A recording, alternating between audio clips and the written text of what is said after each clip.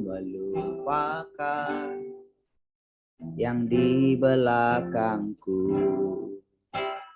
Ku serahkan diriku hanya padamu Yesus, dan ku kepada tujuanku. Kau beriku hari yang baru, yang lama telah berlalu. Rencanamu, oh Tuhan, indah bagiku, tak terbatas oleh pikiranku.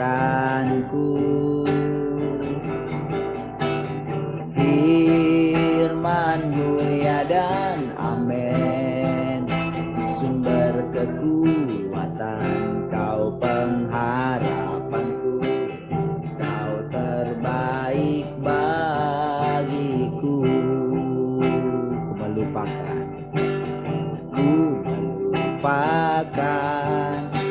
yang di belakangku. Ku serahkan diriku padamu Yesus, dan ku berlari kepada Kau beriku hari yang baru, yang lama telah berlalu. Rencanamu, oh Tuhan, indah bagiku, tak terbatas oleh pikiranku. Firman-Mu ya dan amin, sumber kekuatan, Kau pengharapanku, Kau terbaik bagi rencanamu,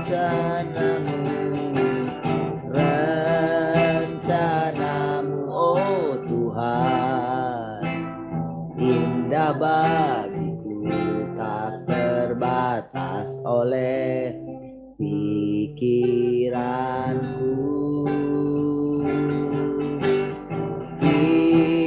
Firman-Mu ya dan amin, sumber kekuatan, Kau pengharapanku, Kau terbaik bagi. Sekali lagi katakan, rencanamu, oh Tuhan, indah bagiku, tak terbatas oleh pikiranku.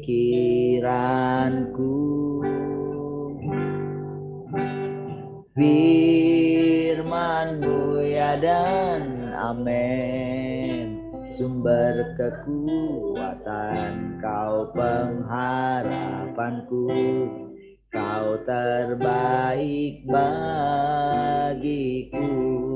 Kau terbaik, Kau terbaik bagiku. Kau terbaik bagiku.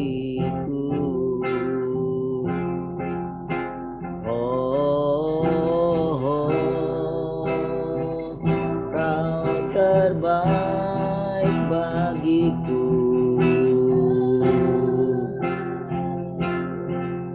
Kau segalanya Tuhan. Hari-hari yang kami lalui bersama-Mu Tuhan.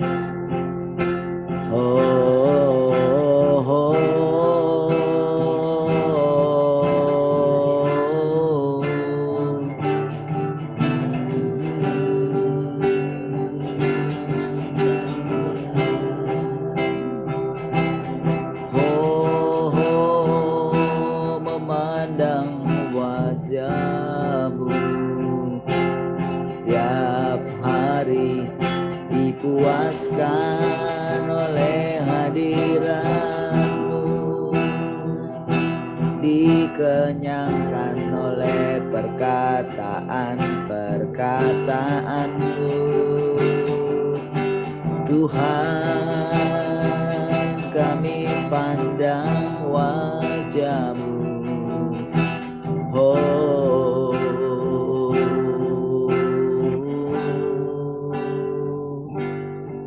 haleluya.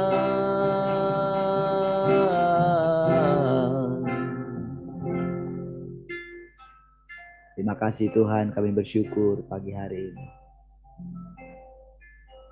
Terima kasih setiap kali kami ada di hadirat-Mu. Kami boleh merasakan Engkau begitu nyata setiap hari Tuhan.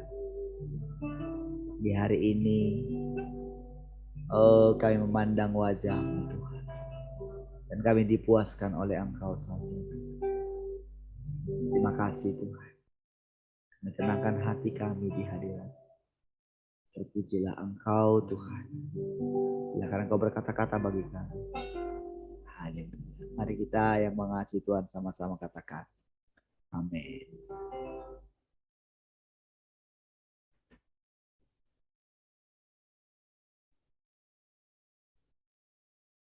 Baik, puji Tuhan. Semua shalom. Sekali lagi shalom. Seperti saya katakan kemarin, saudara, kita lanjutkan sedikit dulu ya tentang bagaimana seorang Abraham dipimpin oleh Tuhan. Ya, kita belajar dari bagaimana Tuhan memimpin dia, gitu. Bagaimana Tuhan memilih dia, bagaimana Tuhan mengucapkan janji kepada dia kemarin ya. Nah, dari situ kita belajar, saudara, ada satu hal ketika berkat Tuhan ada pada dia. Ya, dikatakan bagaimana ketika berkat itu ada di dalam dia, maka olehnya seluruh bumi akan diberkati. Gitu. Jadi pola kerjanya Tuhan itu selalu sama demikian. Gitu. Dia mencari seseorang dan itu hak prerogatifnya pencipta ya. Ya, lalu diberikan dirinya kepada orang itu. Siapa dulu kita? Ya tanah liat. Gitu. Seperti Adam kan, ya tanah liat. Lalu dikasih nafasnya Allah. Gitu. Sama seperti Abraham. Dipilih dia, keluar dulu gitu dari sanak saudaranya gitu kan. Sampai juga kita melihat bagaimana sengaja juga Tuhan pisahkan dia dari Lot gitu. Lah, beberapa waktu kemudian kan dipisahkan juga dari Lot. Dan waktu itu terjadi pertengkaran gitu di antara para pekerjanya gitu kan, di antara hamba-hambanya mereka gitu, karena kekayaan mereka sangat banyak gitu. Lalu Abraham memberikan pilihan gitu kepada Lot. Jadi itu semua saudara juga dari Tuhan ya. Cuman memang saudara ketika kita itu bertindak, kita itu kadang tidak menyadari kalau itu Tuhan. Abraham juga demikian. Gitu. Jadi ketika dia mengambil keputusan, sepertinya salah gitu. Jadi ketika Tuhan mulai menyadarkan kita, keadaan kita pasti akan seperti mereka juga gitu. Jadi rata-rata ya ciri-ciri bagaimana Tuhan itu bekerja itu di dalam seseorang itu nanti ada pertumbuhan di dalam diri orang itu. Tapi pertumbuhannya itu adalah pengenalan dia akan Tuhan, gitu. Pengenalan dia akan jalan-jalannya, gitu. Ya, akan cara-cara dia, gitu. Ya. Nah, seperti kita lihat kemarin, saudara. Jadi ketika kita kembali dulu ke antara dia dengan Lot, ya. Nah, Lot itu kan langsung diperhadapkan kepada dia. Oke, silahkan kamu pilih. Kita ini kan saudara. Tidak elok lah kita bertengkar. Gara-gara hamba-hamba kita bertengkar katanya. Kita ini saudara katanya. Sudah, sekarang begini. Sekarang pilih bagi kamu gitu. Hadapkan. Dari situ saudara ketahuan gitu. Lot itu ada sedikit di dalam dia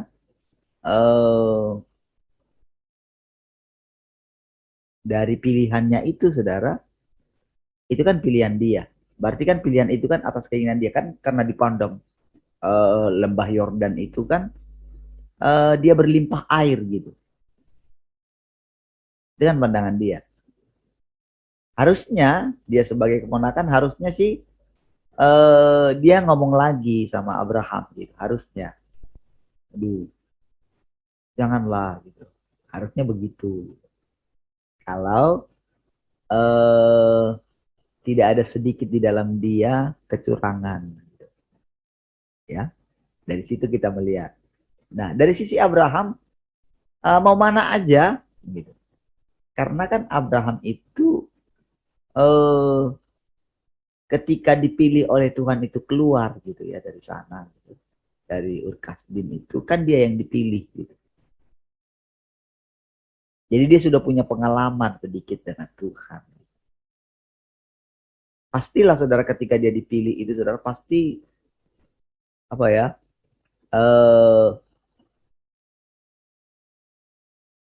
Ada banyak hal pertimbangan yang akhirnya mau tidak mau dia harus mengambil keputusan itu gitu.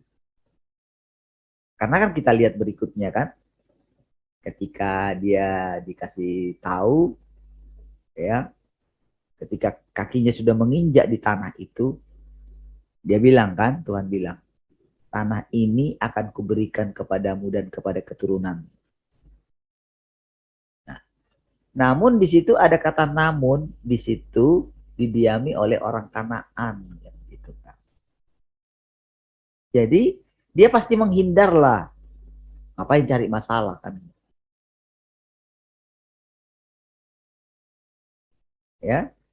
Nah, jadi ketika dia menghindar dari situ, ya, menghindar dari panggilannya itu, kan di situ kan tidak ada apa ya, tidak ada penjelasan. Gitu. Kenapa dia harus pergi meninggalkan tempat itu, makin jauh ke tanah Negeb karena kok makin jauh gitu. Padahal janjinya di sini loh tanah ini, kamu akan di sini gitu loh, di sini tempatmu gitu. Inilah tempat. Padahal kan waktu dia keluar dari Ur Kasdim itu kan dia mencari-cari. Coba lihat di kitab Ibrani kan juga demikian. Gitu. Dia pergi ke tempat yang tidak dia ketahui kemana tujuannya. Jadi setelah itu kan dikasih tahu ini loh tujuanmu. Nah, dari sini kita belajar juga gitu ya, dari perjalanan kita gitu. Ya, dari perjalanan saya gitu kan keluar dari tempat yang nyaman disuruh keluar gitu. Dulu belum begitu nyata sekali. Tapi begitu sudah lewat sekarang itu semenjak keluar itu berarti sudah mau 15 tahun gitu. Semenjak saya keluar dari yang pertama itu gitu. Ya, sudah mau 15 tahun gitu. Lalu ketika saya mulai melihat ke belakang lagi bagaimana teman-teman yang bersama-sama saya dengan keluar gitu kan. Mulai melihat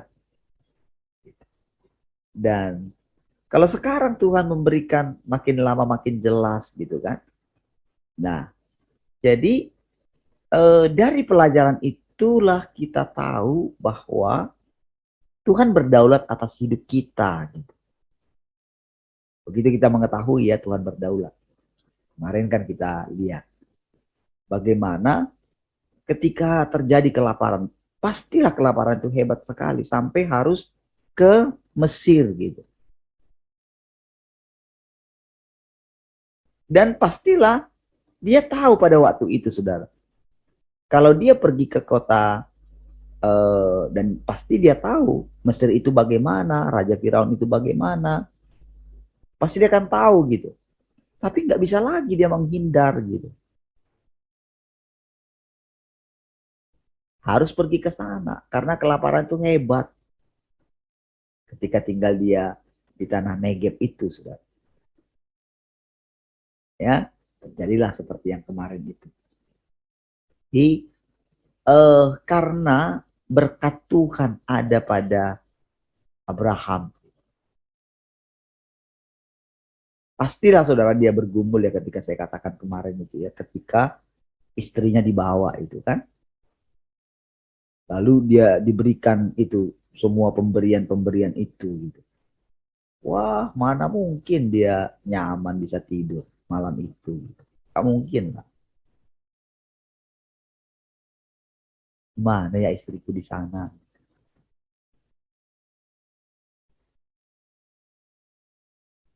Padahal dia hanya ingin menyelamatkan nyawanya kan. Tolonglah aku gitu. Jangan gara-gara kamu aku dibunuh gitu. Tapi setelah itu, setelah istrinya diambil gitu, wah disitulah baru dia itu. Tuh, barulah mulai terpikir gitu. Teringatlah dia kan dengan istrinya kan. Barulah dia itu, ya pastilah dia itu berseru kepada Tuhan. Cuman gak ditulis di situ ya. Panik lah. Kan kita sering begitu ya. Ya. Nah, jadi ketika terjadi penyelamatan itu, ya terjadi lagi prosesnya kan. Sampai kemarin kita di pasal yang ke 15 ya. Nah, lihat itu. Saya baca dulu ya. Datanglah firman Tuhan kepada Abram dalam satu penglihatan. Janganlah takut Abram. Akulah perisaimu. Upahmu akan sangat besar. Lalu, nah, ketika berbicara mengenai upah ini, saudara, nah,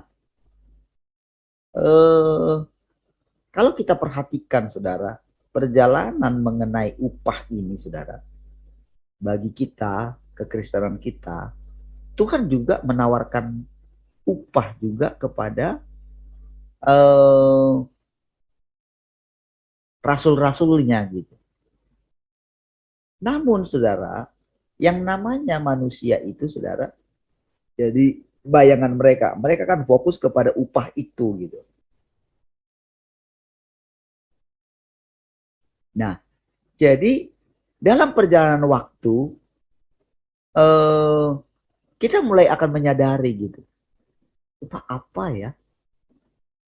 Dulu kita sering ya membicarakan mengenai berkat bangsa-bangsa segala macam dulu gitu ya.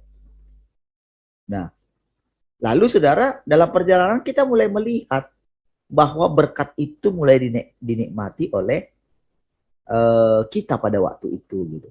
Lalu selanjutnya kita makin kalau sekarang ya mungkin tidak kekurangan lagi teman-teman kita di sana dulu. Tapi begitu kita lihat, kalau kita melihat mulai gitu kan, kita perhatikan gitu kan. Nah, bagaimana keadaan mereka bukan lagi seperti dulu ya. Bagaimana mereka mencari Tuhan, bagaimana ketulusan mereka, bagaimana kerendahan hati mereka. Kalau kita dengar gitu dan kita lihat sendiri gitu. Kok jadi seperti ini ya? Gitu kan? Berarti upah apa yang dimaksud? Paulus juga, jadi ketika kita melihat tulisan Paulus gitu ya, yang seperti itu gitu. Setelah dia mendapatkan semuanya, dia sudah pergi kemana-mana, dia tolong buat mujizat banyak hal, dan Injil sudah sampai kemana-mana, dan ketika dia melatih 12 muridnya gitu ya, dan mereka sangat powerful sekali gitu. Sampai ketika dia sendirian di ruang penjara Filipi itu, dan berkali-kali dia di sana. Berkali-kali dia masuk penjara, masuk keluar penjara gitu. Tuhan lindungi dia dan segala macam. Mulailah di sana dia itu mulai merenungkan, saudara. Apa sih sebetulnya aku kejar? Dia sudah melewati tahap yang luar biasa. Apa ya yang sebetulnya aku kejar? Nah, makanya saudara ketika dikatakan gini, upahmu akan sangat besar, akulah perisaimu. Jangan takut, akulah perisaimu. Dan sudah terbukti sebetulnya kan, ketika di kejadian sebelumnya itu kan, bagaimana benar-benar dia dilepaskan dari satu apa ya, keadaan yang benar-benar Tuhan ada di sana. Itu kan benar-benar sekali, nyata sekali kan, kehadiran Tuhan itu. Sampai Firaun itu, wah, pasti Firaun itu takut sekali sudah.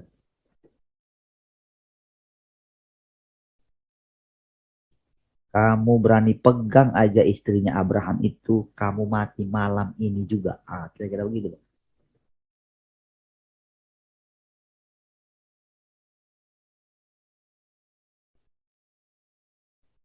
Ya, jadi benar-benar Tuhan itu hadir. Dan Firaun itu cerita sama Abraham gitu. Jadi ketika dikatakan ini, akulah perisaimu. Jadi kan dia itu kan takut sebetulnya. Kenapa dia itu harus menderita kelaparan itu? Karena dia takut. Takut dengan apa? Orang Kanaan. Kan Tuhan bilang, ini loh tempat ini bagi keturunanmu. Karena dia bilang nanti itu bagi keturunanmu, ya dia pikir nanti bukan aku yang ini kan gitu. Makanya dia keluar dari situ gitu. Kan seolah-olah Tuhan diam kan. Ketakutan dia itu apa namanya ya? Karena Tuhan juga harus melatih dia gitu.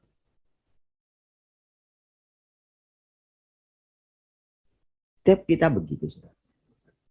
Jadi saudara, setiap kali kita mau mengatakan kebenaran, saudara, pasti kita itu lebih memilih kepada ini, saudara. Ah, takut tersinggung orang.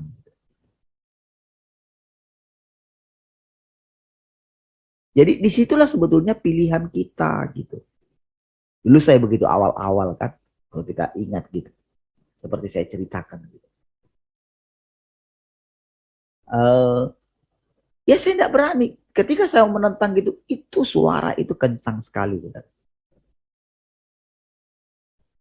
Saya harus berhadapan terus dengan suara itu. Gitu. Pastikan orang bisa nilai saya.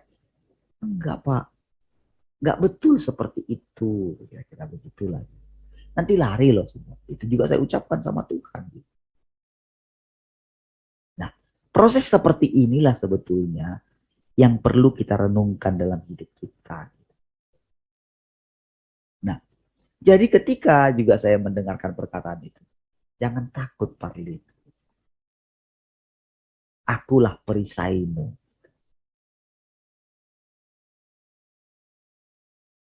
Jadi kenapa muncul perkataan itu ya? Jadi firman Tuhan yang datang kepada kita itu, saudara, tuh, teman.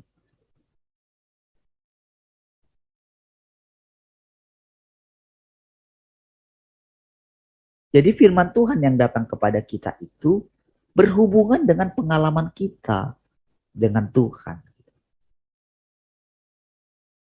Makanya dikatakan kita mesti mendengarkan firman Tuhan untuk kita.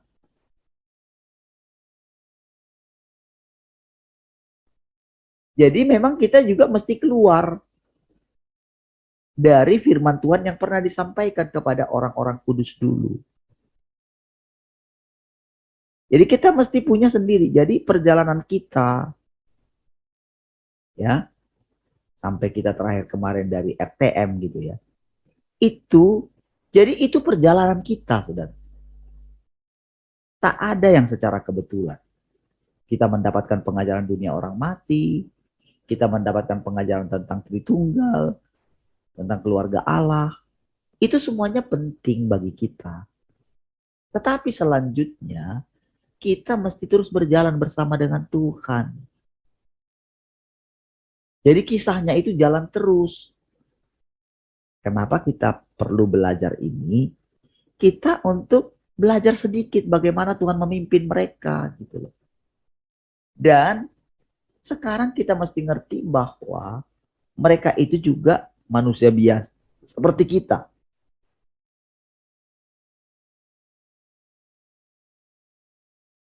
Kalau kita menilai mereka, menilai Abraham dari sekarang kita baca kisahnya, wah, dia pria yang nggak baik, gitu. Pria yang nggak pemberani. Gitu.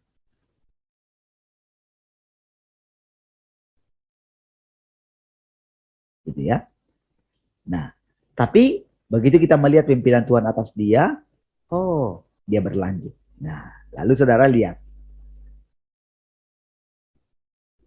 Abraham menjawab, ya Tuhan Allah, apakah yang akan engkau berikan kepadaku? Karena aku akan meninggal dengan tidak mempunyai anak.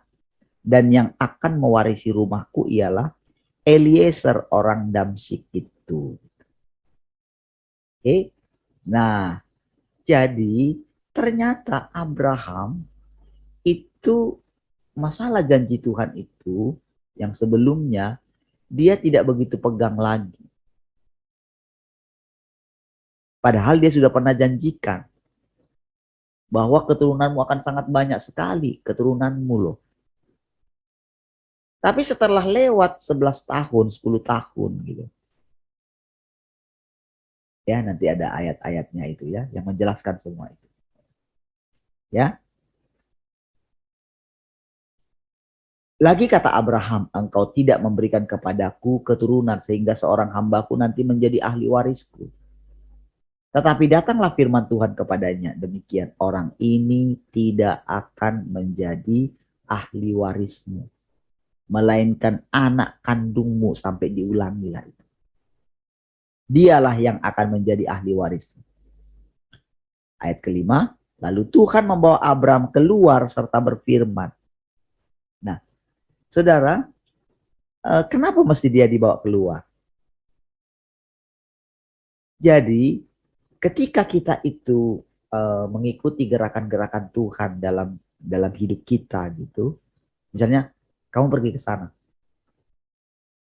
beda dengan kalau kita nggak pergi ke sana gitu, padahal harusnya kan dia bisa ngomong gitu kan, Tuhan kan bisa ngomong sama dia kayak gini, kamu tahu nggak di langit itu banyak banyak bintang gitu, kan bisa kan? Tetapi saudara, Tuhan itu apa ya, menuntun itu, berbicara itu melalui apa yang kita lihat gitu. Itulah perjalanan. Jadi kita mesti mengerti bagaimana Tuhan memimpin kita gitu. Bagaimana Tuhan berbicara kepada kita. Jadi kalau dikatakan dia itu datang kedua kali, mengambil rupa manusia, berinkarnasi gitu. Dengan sekarang, dengan begitu luasnya sekarang gitu. Dan pekerjaan Tuhan itu juga bukanlah lagi hanya di Israel gitu loh. Kalau dulu kan difokuskan kan, jadi Yesus fokus pekerjaannya di sana. Tapi setelah itu pekerjaannya kan mendunia gitu. Sampailah kepada kita. Nah, jadi pekerjaan yang kedua itu penebusan. Penebusan itu belum selesai. Yang selesai itu penebusan ya. Tetapi proses penyelamatannya belum selesai. Jadi sering orang mengatakan sudah selesai. Karena sudah selesai di atas kayu salib gitu loh. Sehingga orang itu mengatakan sekali selamat tetap selamat. Makanya selalu mereka datang kepada salib itu. Selalu mengingat-ingat salib itu saja gitu loh. Padahal watak mereka yang jahat itu, yang rusak itu, belum diperbaiki. Justru itulah proses perbaikannya dengan dia itu datang kedua kali. Dulu kita selalu berpikir, kedatangan kedua sudah selesailah semuanya. Lalu kita masuk ke sorga. Namun sorga yang bagaimana itu tidak pernah direnungkan. Kalaupun ada yang merenungkan tentang sorga itu, tidak menjadi pemahaman yang umum gitu. Bagi orang sekarang sorga pokoknya nanti sorga. Kalau orang mati, oh dia akan beristirahat, sudah selesai pekerjaannya katanya. Tidak berani mengatakan atau memberikan seperti ini satu apa namanya ya, satu perenungan bagi orang yang kehilangan. Kira-kira orang ini sudah selesai enggak dengan hidupnya? Atau orang itu dia sudah dibaptis, dia sudah percaya kepada Tuhan, tapi dia masih hidup untuk dirinya sendiri. Kira-kira bisa langsung berubah enggak ya? Nah, ketika kita mendapatkan pelajaran tentang dunia orang mati gitu kan, kita tahu ternyata orang-orang mati itu sama aja. Itu satu pemahaman gitu. Nah, jadi ketika kita sudah lewat dari situ, saudara, kita lewat pelajaran, nah itu mesti kita, pelajaran itu mesti tinggal di dalam eh, pikiran kita gitu. Itulah perjalanan Allah menjelaskan tentang seluruh rencananya gitu. Lalu ayat apa di dalam Alkitab yang perlu kita renungkan untuk itu? Kita dikasih ayat apa? Kamu akan hidup selama-lamanya. Oke. Oh, kita mulai membayangkan hidup selama-lamanya. Kita mulai begini. Kita mulai karena kita tahu kita akan mengalami hidup yang kekal. Namun hidup yang kekal itu bukan sesudah mati. Sesudah kita percaya Tuhan, kita memasuki hidup yang kekal. Jadi kita nggak perlu nunggu mati. Tapi ada begitu banyak orang nunggu mati.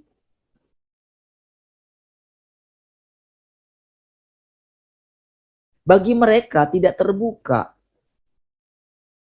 eh, pengertian gitu loh. Apa sih sebetulnya kehidupan yang kekal itu? Bagi mereka tidak terbuka. Nah, tapi bagi orang yang dipanggil keluar dari kenyamanan, dia itu akan terus mengikut Tuhan. Itu bedanya ya. Jadi sudah ada fase yang sudah dilewati orang itu.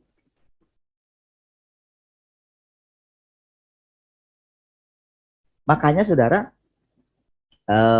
ketika dibawa keluar itu dan mulai saya melihat eh, kalau bukan dipilih oleh Tuhan, lebih baik suruh mereka pulang. Kan ketika Gideon kan demikian kan. 32.000 semangat semua pasukan itu saudara. Terlalu banyak kata Tuhan. Gideon ngomong terlalu banyak. Siapa yang takut pulanglah katanya kan. Pulang. Yang pulang berapa? 22.000.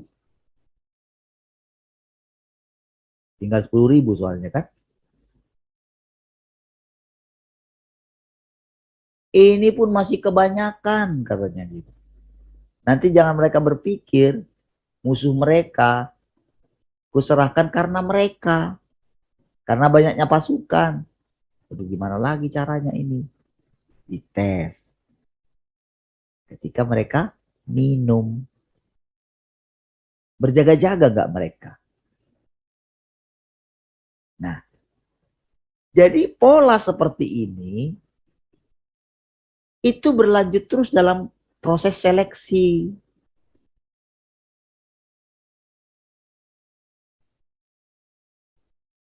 Berjaga-jaga nggak orang ini? Kan di situ dijelaskan proses pembelian. Akhirnya tertinggallah 300. Lihat juga bangsa Israel ketika keluar dari Mesir. Kan dipimpin semua. Tapi kenapa mati mati semua di padang gurun yang keluar dari Mesir itu? Tinggal 2 orang. Dan tentang Kaleb dikatakan, karena lain jiwanya. Katanya. Oke? Nah, jadi eh, seseorang yang dipilih oleh Tuhan itu akan berbeda.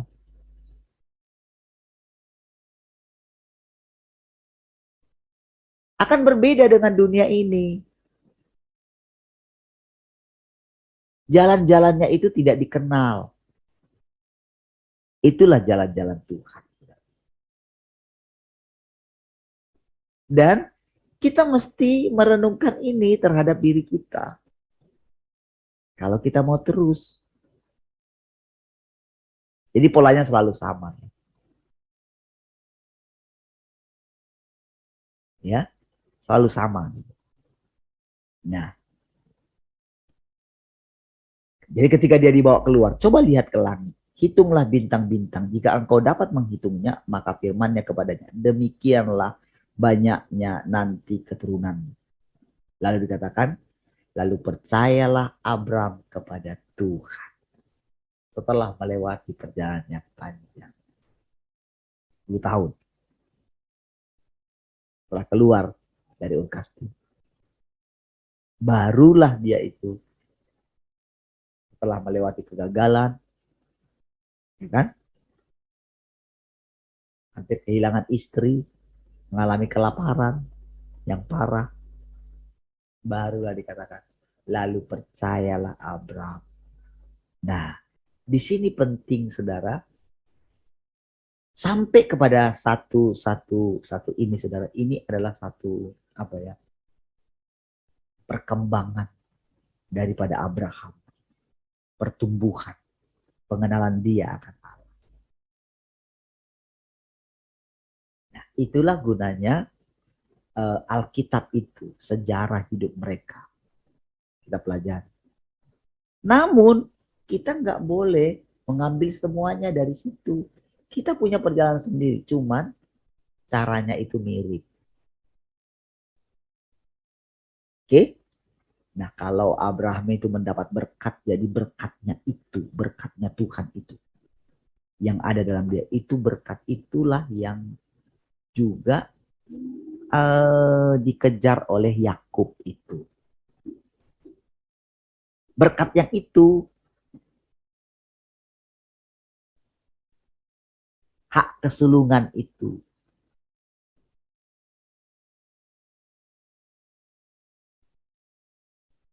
Jadi bukan berkat, karena begitu dia dapat itu, kan ketika dia lari ya, meninggalkan orang tuanya gitu, karena Esau sangat marah ya. Kan dia itu merenung gitu, kenapa ya aku ngambil keputusan ini? Kenapa aku harus bertengkar dengan kakakku? Kenapa ya? Apalagi sesudah dia itu ada di rumahnya Laban gitu. Ditipu sama Laban. Ketika dia suka kepada Rahel gitu. Yang diberikan itu Lea. Coba. Oh, itu marah sekali loh. Sudah kerja 7 tahun. Saking cintanya sama Rahel. Lea yang dikasih. Barulah dijelaskan. Di kampung kami ini adatnya nggak bisa. Adiknya kawin duluan. Kerja lagi lah katanya. Aduh. Dan di situ pun sering sekali, wah di situ membuat dia ini tersisa. Akhirnya mau nggak mau dia harus pulang dari situ. Keluar. Tadinya dia nggak mau karena apa? Takut ketemu dengan Esau.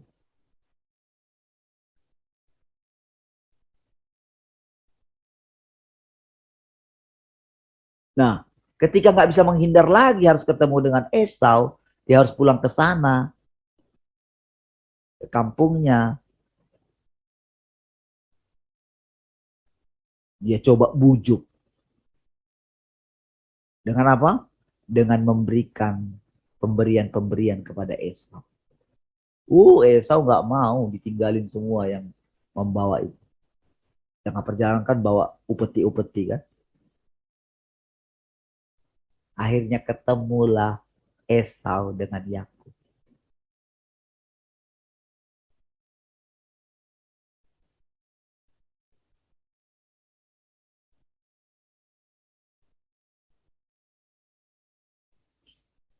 Ketika ketemu di situ saudara, disitulah Esau melihat Yakub. Tahu saudara apa yang terjadi di situ? Yakub itu kan kembarannya Esau.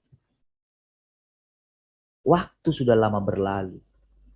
Ternyata Tuhan juga bekerja atas Esau. Diberikan apa yang diinginkan hatinya.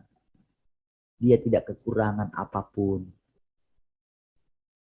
Dia tahu, saudara. Itulah yang diinginkan oleh Esau. Kenapa, saudara? Masalah manusia kan kutuk. Kutuk susah mendapatkan makanan. Makanya dia pengen berkat itu.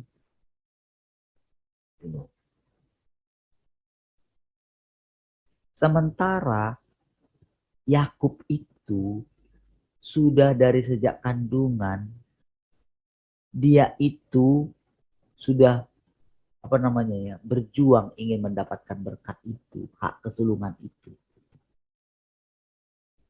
Tapi Yakub pun tidak tahu. Disinilah saudara kita mulai belajar tentang kedaulatan Tuhan.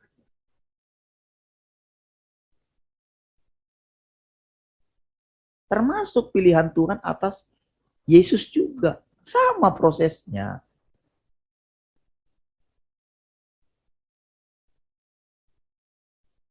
Makanya saudara, kita tidak bisa belajar tentang Tuhan itu dari para sarjana teologi yang nggak bisa. Itu pengetahuan manusia. Harus Tuhan yang ngajar. Makanya pasti saudara, kalau kita itu Tuhan yang ngajar, pasti dikatakan orang sesat. Dan hal itu perlu. Kan Tuhan sudah mengatakan dari awal. Kalau gurumu saja dibilang sesat, apalagi kamu. Nggak mungkin. Jadi sejak awal saudara kita sudah harus berlatih. Pasti dikatakan orang itu apa namanya terlalu sok rohani lah. Diawang-awang lah. Itu pasti sampai itu akan ini sekali saudara. Sampai si jahat itu akan memakai orang yang paling dekat dengan kita. Makanya saudara, dulu ya, saya berpikir, saya juga merenungkan dulu hidup saya. Dari dulu, kenapa ya? Kok sampai benar-benar, kok sampai Tuhan lindungi ya. Jadi ketika saya eh, mendapatkan pasangan hidup saya gitu ya. Kalau ingat-ingat gitu ya, melihat kenapa ya Tuhan? Kok bisa ketemu gitu ya? Tuhan yang atur semua. Begitu jumpa dengan Pak Twin dulu ya, saya ingat sekali ketika saya ingat, jadi tentang istrinya juga ya, saya ingat ketika saya perhatikan dulu, saya ingat, jadi ingat dulu perjalanan semua ketika saya khotbah, dia mendengarkan dengan serius, itu kayak jelas di pandangan.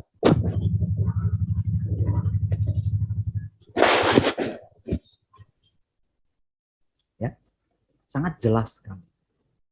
Nah, seperti itulah cara Tuhan gitu. Saya merenungkan. Jadi dia itu punya, jadi dia mempersiapkan pekerjaan ini sebetulnya dia rahasia. Jadi memang sengaja Tuhan itu tidak beritahuan semua di awal. Karena itu juga bahaya. Makanya saudara coba ketika Yesus itu kan tanya gitu. Menurutmu siapakah aku? Tahu nggak? Itu demi Yesus loh sebetulnya. Ya hanya tahu gitu. Sudah tahu nggak orang?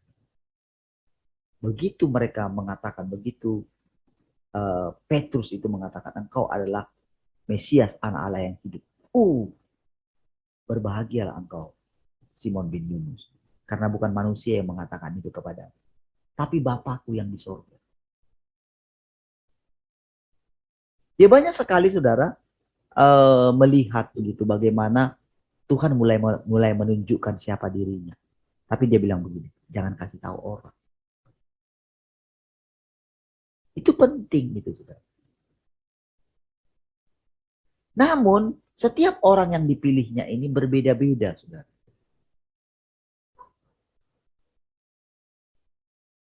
Dan sekarang dia mulai dalam persekutuan kita ini sudah dalam kita duduk di kaki Tuhan, dia mulai menjelaskan, dia mulai ngomong secara terbuka. Jadi seperti sekarang ini saudara, dia mulai ngomong itu terbuka. Jadi dia ini menjelaskan semua ini saudara. Jadi dia menjelaskan ini saudara. Dari sinilah kita tahu Tuhan benar-benar nyata di antara kita. Dari sinilah kita tahu bagaimana sebetulnya sorga yang sesungguhnya itu bagaimana. Atau rumah Bapa itu. Atau tempat kemana aku pergi. Kamu tahu jalan ke situ. Nah inilah yang sedang kita alami. Namun kita sama seperti kita masih tinggal di dunia ini saudara. Gak berubah kan? Jadi kita mesti lebih percaya kepada perkataan Tuhan. Naiklah kemari. Aku akan menunjukkan kepadamu apa-apa yang akan terjadi. Oke? Nah, dia tunjukkan, tapi itu sebetulnya yang ditunjukkan itu kepada sebetulnya kalau boleh kita bilang itu kepada manusia roh kita. Ya.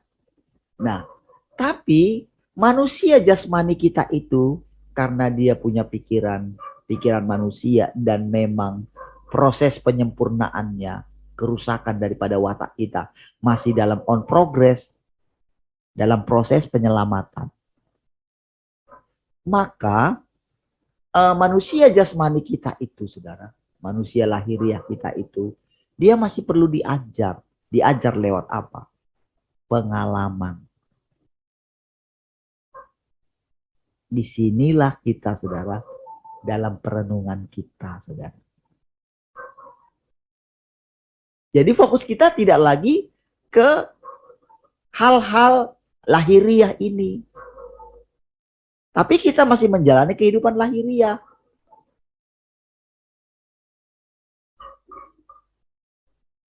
Jadi proses kita sudah panjang.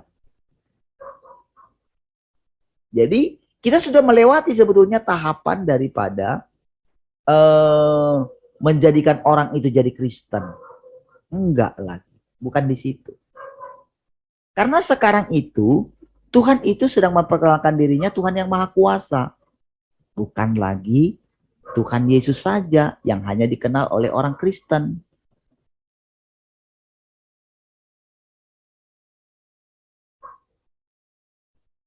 Tuhan yang sekarang itu Tuhan atas alam semesta. Makanya kita punya banyak pengalaman. Ketika pengalaman saya menginjili orang, bukan orang Kristen gitu kan. Dan mereka benar-benar merasakan Tuhan. Tuhan itu hadir bagi mereka. Itu pengalaman dia diizinkan sama Tuhan.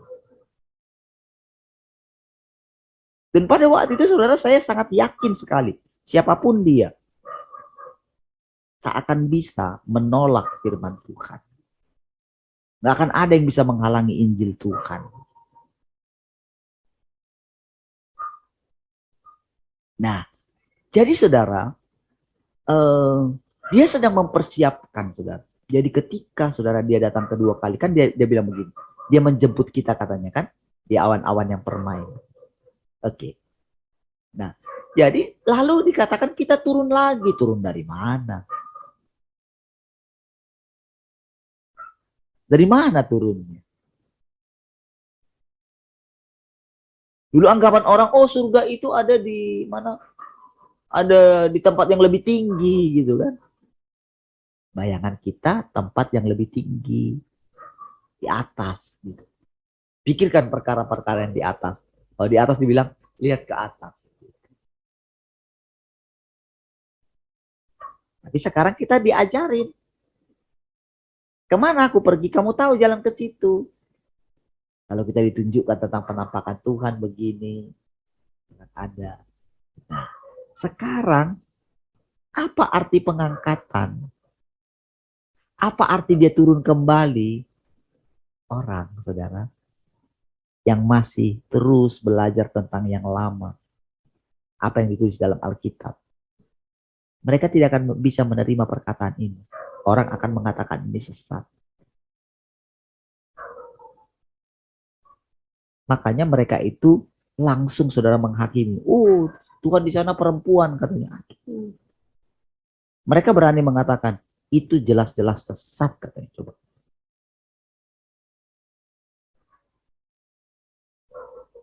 Sangat seyakin-yakinnya. Kalau boleh mungkin mereka itu 1000%. Makanya saudara dari kita itu diproses, dipisahkan itu gitu kan. Dari teman-teman terdekat kita yang kita anggap, oh rasanya nggak mungkin ini, harusnya kan dia tahu dia seorang penyelidik. Tapi kenapa sampai setegas itu gitu. Nah, disitulah hanya Tuhan yang tahu. Urusan kita, ikutlah Tuhan. Itu urusan kita pribadi. Makanya ketika Tuhan bilang gitu ya, ketika Tuhan bilang dulu ya, ketika saya mulai menemukan gitu ya, bahwa Tuhan sedang riset kita. Pelayanan kita pun sedang diruntuhkan sama Tuhan. Namun kan orang gak akan mengerti.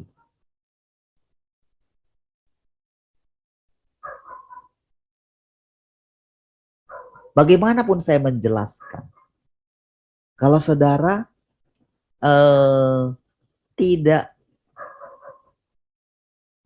menemukan bahwa saudara ada di sini, mau saudara gimana pun coba bertahan, gak bisa. Makanya gak ada pilihan lain, saudara mesti duduk di kaki Tuhan. Gak ada pilihan lain. Saudara harus benar-benar sudah mulai belajar mengarahkan hati saudara kepada Tuhan, bukan kepada dunia ini. Kalau enggak akan mengerti apa itu sorga. Itu hanya masalah waktu saja. Ada yang terpisah di awal, ada yang nanti terpisah di tengah-tengah, ada terpisah di akhir.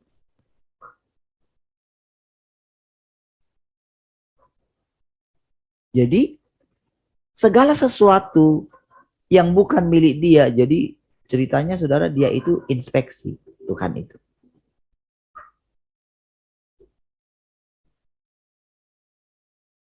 Dia lihat siapa yang berhak masuk, tinggal di rumahnya. Nggak boleh sembarangan lagi.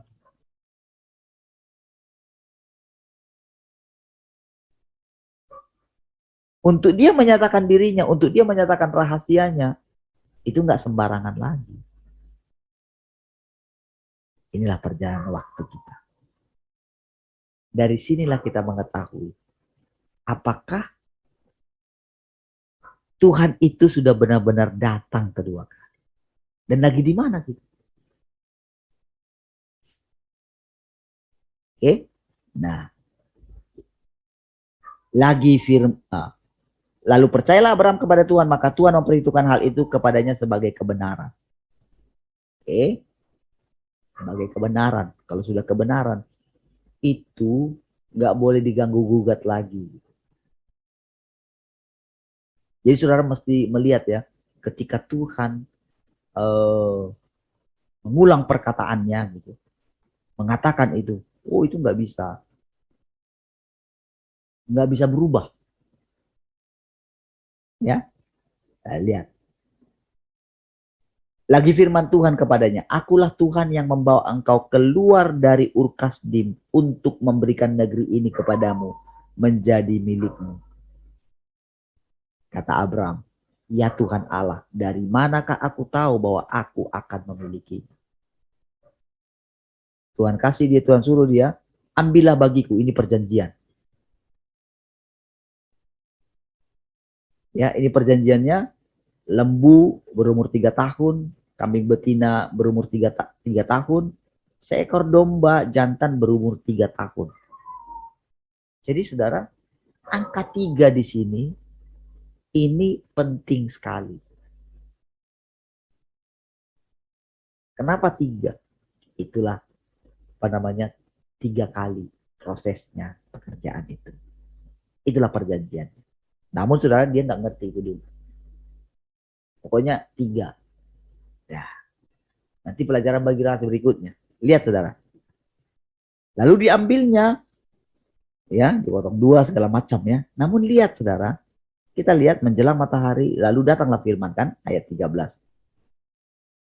Firman Tuhan kepada Abraham, ketahuilah dengan sesungguhnya bahwa keturunanmu akan menjadi orang asing dalam suatu negeri yang bukan kepunyaan mereka.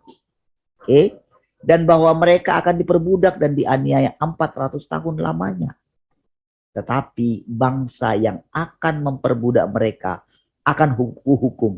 Dan sesudah itu mereka akan keluar dengan membawa harta benda yang banyak. Perhatikan saudara. Dari manakah ku ketahui bahwa itu betul? Bukan dia kan?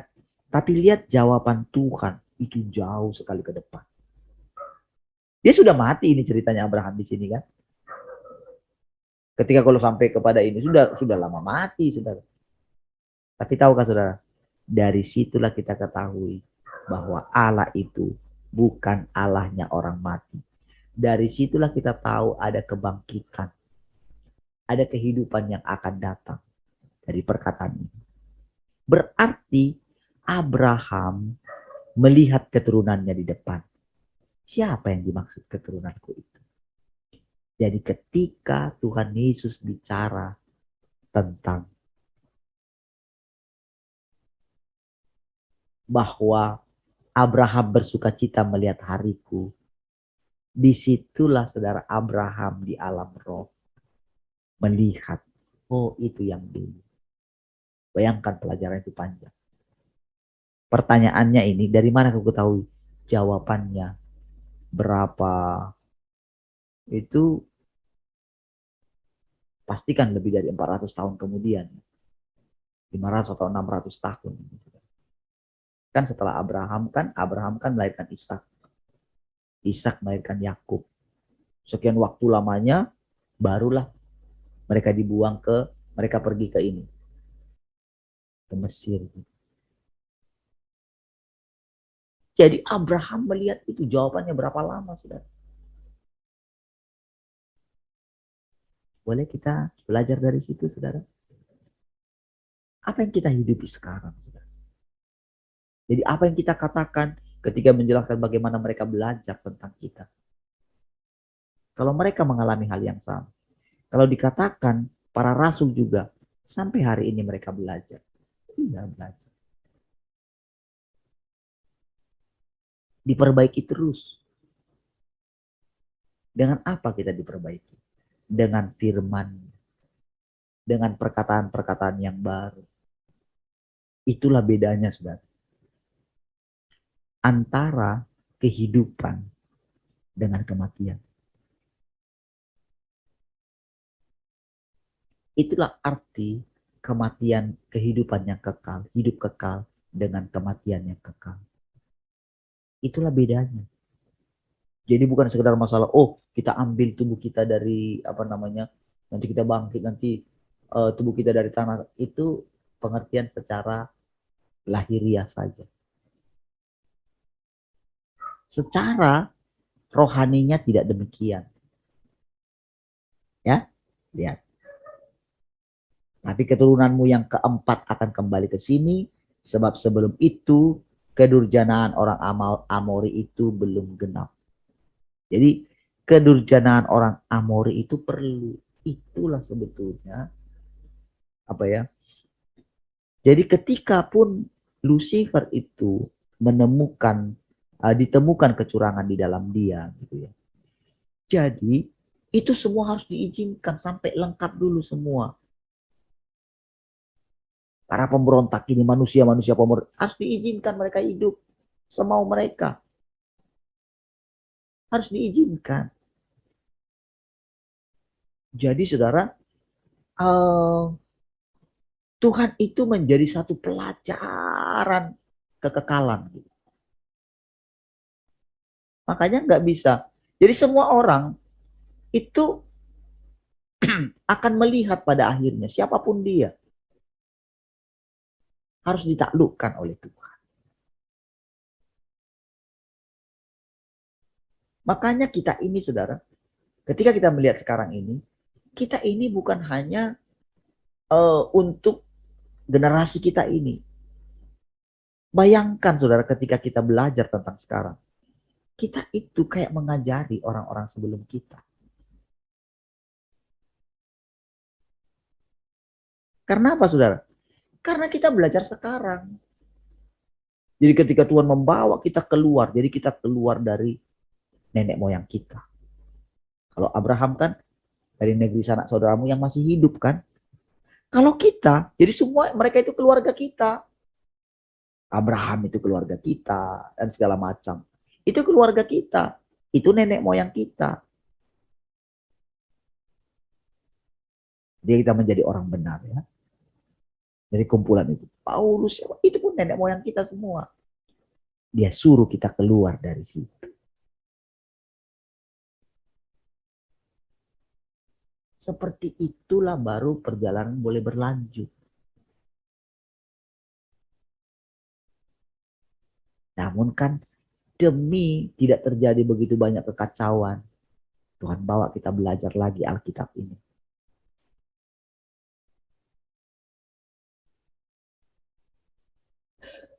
Karena apa? Karena ada yang mengatakan, aduh, ini mau kemana kita ini pergi? Mau dibawa kemana kita? Emang saya yang bawa. Emang manusia yang memimpin kita. Ngapain kita mau susah-susah kayak gini kalau manusia yang memimpin kita? Kalau Parlin yang memimpin kita? Ngapain? Tuhan yang memimpin kita. Karena yang disebut anak Allah itu harus dipimpin oleh Roh Allah.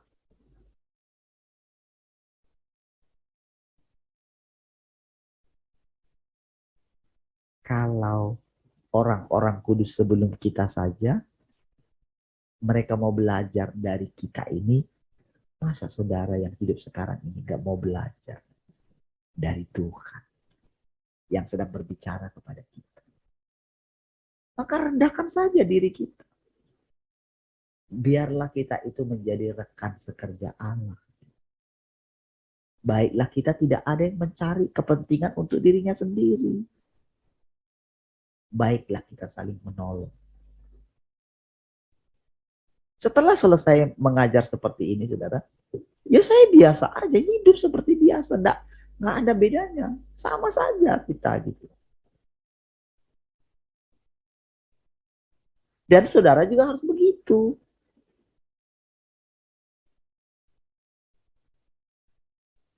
Oke. Pada hari itulah Tuhan mengadakan perjanjian kepada Abraham serta berfirman, kepada keturunanmu lah kuberikan negeri ini. Saudara, ini Paulus mengatakan ini bukan kepada keturunan-keturunanmu, tapi kepada keturunanmu lah. Siapakah yang dimaksud? Itulah Yesus. Itu. Kepada keturunanmu.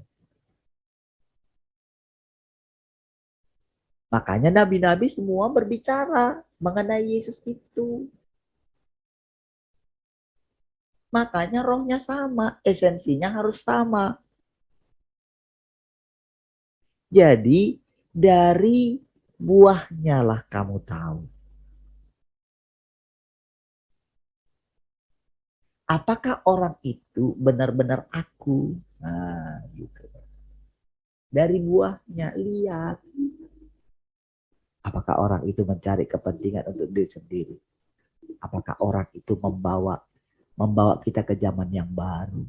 Apakah perkataan dari situlah kita melihat dari buahnya, dari buah hidupnya, bagaimana hatinya itu masih melekat nggak kepada dunia. Dari situ kita bisa melihat. Jadi dari situ juga kita melihat bagaimana benar nggak yang kita ikuti, yang sedang memimpin kita. Benar nggak itu suara Tuhan? Kita pribadi juga demikian. Seperti itulah kita boleh tetap tinggal di rumahnya. Orang-orang ceroboh nggak bisa ada di sana. Orang-orang penakut nggak boleh ada di sana. Jadi bukan sekedar apa namanya, oh percaya Tuhan. Nggak bisa.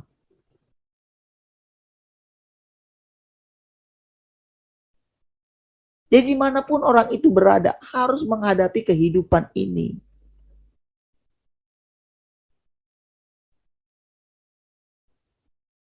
Ya, jadi saudara, untuk sampai ke sini kita akan mengalami namanya baptisan api. Itulah baptisan pemurnian. Pemurnian motivasi kita. Kita akan lihat. Tapi ingat saudara, jangan takut. Akulah perisai. Berkatku ada atasmu. Rohku ada di dalam engkau. Peganglah apa yang ada padamu, supaya tidak seorang pun mengambil mahkotamu. Itu yang mesti kita ingat terus dalam perjalanan. Perjalanan kita panjang. Panjang sekali.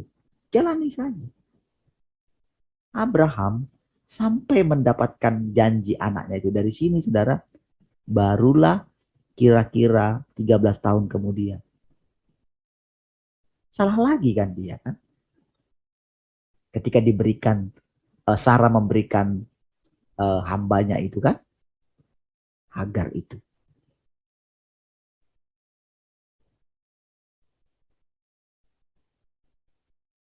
Ya benar juga ya, ini suara suara istri, suara Tuhan katanya gitu kan. Dengerin itu. Tapi begitu anaknya sudah lahir, si Ismail sudah lahir, itu kan melonjak kan si itunya. Ketika tahu mengandung, wah dia pergi dan dia harus balik lagi katanya. Hagar harus balik lagi. Karena saudara, Tuhan mengetahui kemudian tentang keturunan yang akan dilahirkan ini.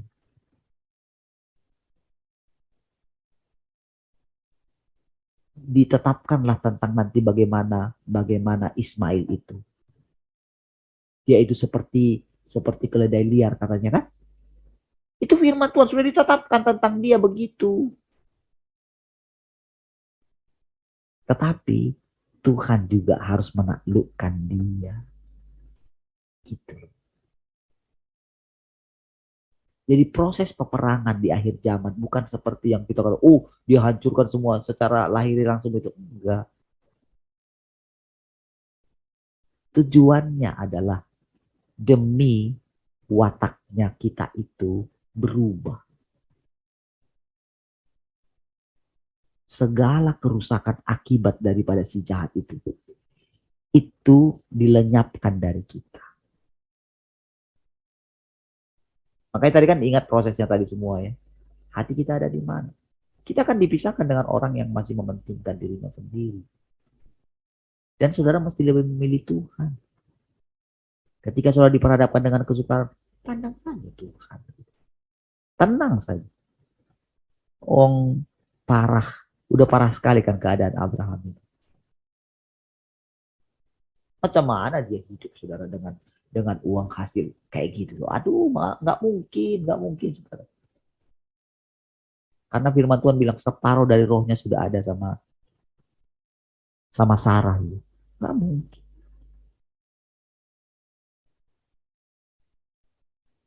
Ketika Hawa makan makan buah itu saudara. Adam itu bukan masalah dia takut sama istri, enggak. Karena dia sudah menyatu dengan Sarah, dengan Hawa. Sama yang dialami oleh Abraham juga ada. Nggak bisa.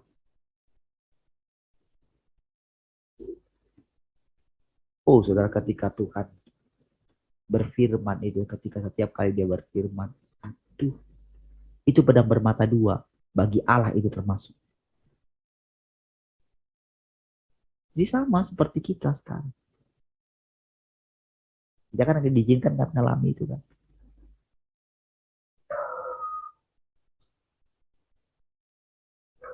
Baik, sudah jam 6 saudara.